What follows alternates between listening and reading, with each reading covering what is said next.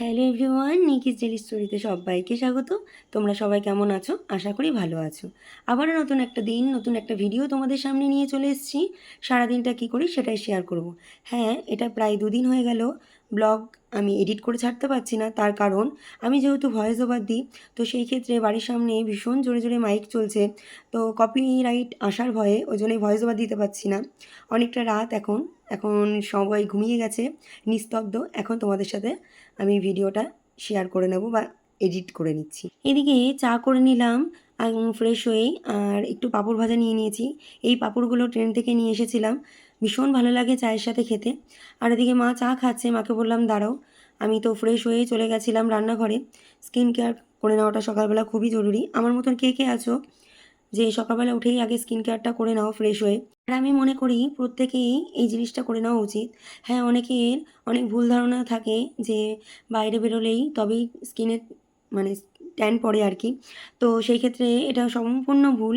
বাড়িতে থাকলেও অনেক সময় ট্যান পড়ে, তার কারণ ঘরে থাকলে গরম যে ভাবটা সেটাও স্কিনে লাগে, প্লাস রান্নাঘরে যারা যাও তাদেরও ট্যান পড়ে। তো আমি মনে করি সকালবেলা উঠে টোনার লাগিয়ে স্কিনে অবশ্যই সানস্ক্রিন মেখে তারপরে সমস্ত কাজ করে নেওয়া দরকার। তো চলো, অনেকটা বকে ফেললাম আর কি।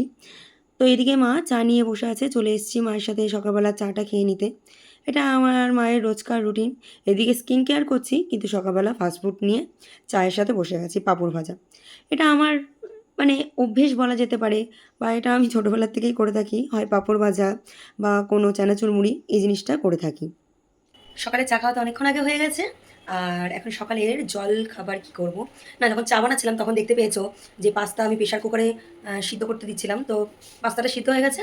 তো সকালে জলখাবারে হবে আজকে পাস্তা। তো ঝটপট করে বানিয়ে নিই আর কি। আসছি কেমন। এদিকে তো দেখতেই পেলে চা করতে করতে পাস্তাটা বসিয়ে গেছিলাম। ওদিকে পাস্তাটা জল ঝরিয়ে রেখে দিয়েছি। আর এদিকে পেঁয়াজ, রসুন, লঙ্কা আর একটু ডিম দিয়ে আজকে সিম্পলভাবে পাস্তাটা করব। আর পাস্তা আমার ভীষণ খেতে ভালো লাগে। যেমনভাবেই করে দিক না কেন, ওই আহামরিভাবে না করলেও নর্মালভাবে করে দিলেও ভালো লাগে। দেখো পাস্তা একদম রেডি হয়ে গেছে। এরপর সবার জন্যেও বেড়ে নেব। তো সবাই মিলে একসাথে পাস্তাটা খেয়ে নেব। মা যেহেতু বলল যে এখনও পুজো দেওয়া হয়নি, তাই আমার আর কাকিমার জন্য পাস্তাটা বেড়ে নিয়ে চলে এসেছি। মা বলল আমি পুজো দিয়ে একেবারে খেয়ে নেব পাস্তাটা। দুপুরবেলা খাওয়া দাওয়ার পর আবার অনেকক্ষণ পর চলে এলাম। দেখতেই পাচ্ছ, মানে রেডি হচ্ছে আর কি, এখনো হয়নি। যাবো আজকে ঠাকুর দেখতে। কারণ আজকে হচ্ছে আজকে কি চতুর্থী। আজকে হচ্ছে চতুর্থী, আজকের থেকেই ঠাকুর দেখা শুরু। তো চলো ঝটপট করে রেডি হয়ে তারপরে তোমাদের সামনে আসছি। এরপর তো আর ভিডিও কন্টিনিউ করিনি, দেখতেই পেলে রেডি হচ্ছিলাম। তো বেরিয়ে পড়েছি আমি, মা, কাকিমা ঠাকুর দেখতে। তো কোথায় যাচ্ছি, কী বৃত্তান্ত, সেটা পরে তোমাদের সাথে শেয়ার করছি। এদিকে স্টেশনে এসে টিকিট কেটে সঙ্গে সঙ্গে ট্রেন পেয়ে গেছি, ট্রেনেও উঠে গেছি। আর চলে এসেছি আমরা তাহেরপুরে ঠাকুর দেখতে। তো তাহেরপুরে ঠাকুর খুব ভালো হয়েছে শুনেছি, ওই জন্যই আর লেট করলাম না। কারণ যত লেট করব তত ভিড় বাড়তে থাকবে। আর আমার একদম ভিড়ভাট্টায় ঠাকুর দেখতে ভালো লাগে না। ফাঁকায় ফাঁকায় সুন্দর ঠাকুর দেখব, ছবি তুলব, এই জিনিসগুলো বেশ আমার ভালো লাগে। হ্যাঁ, অনেকেই বলবে যে ঠাকুর দেখতে বেরিয়ে যদি ভিড়টাই উপভোগ না করি তাহলে আর কী করে হবে। সবার ইচ্ছে বা সবার শখ তো সমান হয় না। তো সেই ক্ষেত্রে দুপুরে তোমাদেরকে বললাম যে রেডি হয়েছি, তো তাহেরপুরে চলে এসেছি। দেখো, সো প্যান্ডেলটা তোমাদেরকে এক ঝলক দেখিয়ে দিলাম। চলো আমরা এবারে দেখে নিই, ভেতরে ঠাকুরটাও দেখে আসি চলো। প্রত্যেক বছরের মতন এইবারও বেশ ভালো প্যান্ডেল হয়েছে। এটা বেনারসের মন্দির করে সুন্দর করে ভেতরে ঠাকুর করেছে। আবারও চলে এসেছি আরেকটা মাঠে, এখানে করেছে দীঘার জগন্নাথ মন্দির। এত সুন্দর কাজ হাতের, কি বলবো, যারা তৈরি করে মানে তাদেরকে ধন্য। আর এটাই কষ্টের লাগে যে এত সুন্দর প্যান্ডেল করার পর আবার সম্পূর্ণটা দশমী হয়ে যাওয়ার পর খুলে ফেলতে হবে। তো ভেতরে ঢুকে দেখো, তোমাদের সাথে প্যান্ডেলটাও শেয়ার করে নিচ্ছি। আর এত সুন্দর ভেতরের কাজটাও হয়েছে। আর দেখো এদিকে জগন্নাথের মূর্তিগুলোও রাখা আছে, জগন্নাথ, বলরাম, সুভদ্রা। তো এবার ভেতরে প্রবেশ করছি, ঠাকুর তো দেখতে হবে তাই না।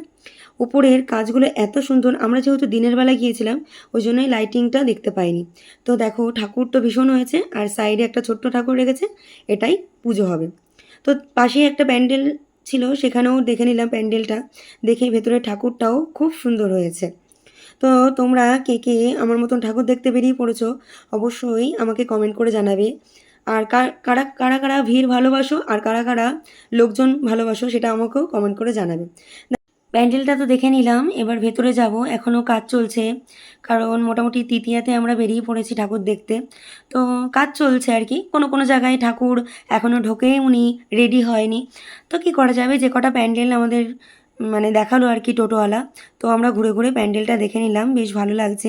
ঠাকুরের সাথে সাথে প্যান্ডেলও দেখতে হবে, কারণ প্যান্ডেলটাই ইউনিক হয়। ঠাকুর তো কম বেশি একই রকম থাকে, তাই না? আবারও একটা প্যান্ডেলে চলে এসেছি, কিন্তু এই প্যান্ডেলটা তৈরি হয়ে গেছে ঠিকই, কিন্তু ভেতরে এখনও ঠাকুর সেট আপ হয়নি। তো আবারও চলে এসেছি আরেকটা প্যান্ডেলে। এটা হচ্ছে কেদারনাথ মন্দির করেছে, বেশ সুন্দর লাগছে দেখতে। জানি না লাইফে কখনো কেদারনাথ যেতে পারবো কিনা, বাবা টানলে মহাদেব টানলে অবশ্যই যাব, কিন্তু আপাতত চলে এসেছি প্যান্ডেলে।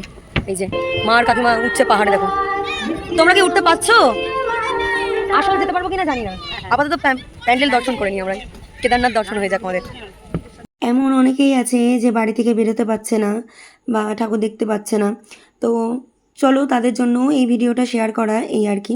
আর এদিকে ঠাকুর দেখে দিনে দিনে চলে এসেছি দেখো রানাঘাট স্টেশনে। তো আমি আর কাকিমা যেহেতু তাহিরপুরে ফুচকা খেয়ে নিয়েছি, তো মা যেহেতু যেখানে সেখানে ফুচকা খায় না, এই দাদার দোকানেই একমাত্র ফুচকা খায়, তো মা এখান থেকে ফুচকা খেয়ে নিল। আর আমি তো মোমো না খেয়ে বাড়ি যাব না, কারণ মোমো লাভার বলে কথা। মোমো না খেয়ে আমি বাড়ি থেকে বেরোনো মানেই হয় ফুচকা নাই মোমো, এই দুটো তো আমার মাস্ট, আমার লাগবেই। তো অর্ডার দিয়েছি, তাই কাকিমা আর মাকে বলছি মোমো খাওয়ার কথা, কেউ মোমো খাবে না। তো সেই ক্ষেত্রে আমি নিয়ে নিয়েছি 1 প্লেট স্টিম মোমো। তো সসগুলো তো ভীষণ ভালো লাগে, এই মানে একদম তৈরি সস হাতে, বেশ ভালো লাগে। তো আমার মতন কে কে আছো যে ফাস্টফুডের মধ্যে মোমোটাই সবথেকে ফেভারিট, তোমরা অবশ্যই আমাকে কমেন্ট করে জানাবে। তো চলো, এদিকে খাওয়া দাওয়া করছি ঠিকই, কিন্তু বাইরে মুষলধারে বৃষ্টি হয়ে গেছে, সেটা দেখো শেয়ার করে নিলাম তোমাদেরকে। এত লোক ঠাকুর দেখতে বেরিয়েছে, এখনও কেনাকাটি লোকে করছে, কিন্তু বাইরে বৃষ্টি হয়ে গেল মুষলধারে। বাড়ি চলে এসেছি, আর আসার সঙ্গে সঙ্গেই বাবা বানিয়ে দিয়েছে চা। ভেবেছিলাম রাস্তায় চা খাবো, কিন্তু চা খাওয়া হয়নি, ফুচকা খেয়েছি, তারপরে মোমো খেলাম দেখতেই পেলে। তো চাটা বাড়িতেই ভালো লাগে আর কি। চলো চা খাবো, ফ্রেশ হবো, তারপরে পরেই কী করছি না করছি সেগুলো তোমাদের সাথে শেয়ার করবো।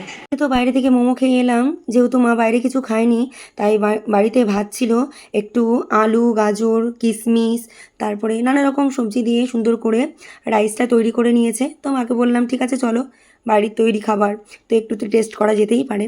তো কাকিমাকে বললাম, কাকিমা ফ্রেশ হয়ে চলে এসেছে, আর এদিকে আমরা একসাথে খেতেও বসে পড়েছি। খাওয়া দাওয়া করতে করতে বিছানাটা করতে করতেই আজকে ভিডিওটা এখানেই শেষ করব, কারণ সারাদিন অনেক ঘোরাঘুরি হয়েছে, হাঁটাহাঁটি হয়েছে, তো এবার তো রেস্ট নিতে হবে।